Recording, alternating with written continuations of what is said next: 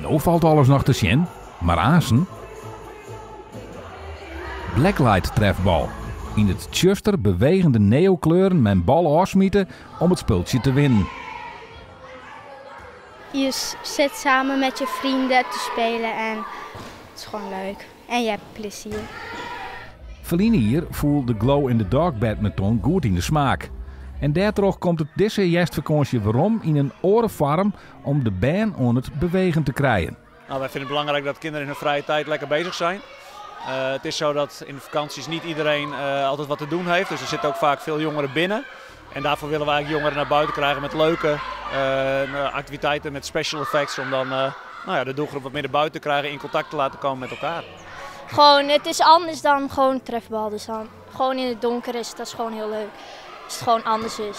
Dan vind ik het zelf leuker dan als het normaal trefbal is. Moet je rekening houden met elke bal die op je afkomt. Die moet je dan gewoon afweren met je hand. En als je wordt afgegooid, moet je hier staan en andere mensen afgooien. Door een bal te krijgen van een teamgenoot die nog wel aan het spel staat. En toernooike tussen 4 teams.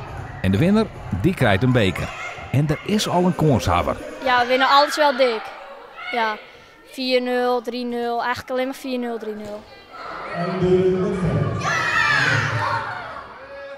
Maar net bij elke nie rollen de bal de goede kant op. Nee, want wij hebben nog maar 0 keer gescoord. 0 keer gewonnen. Want sommigen spelen ook een beetje vals, maar dat maakt niks uit.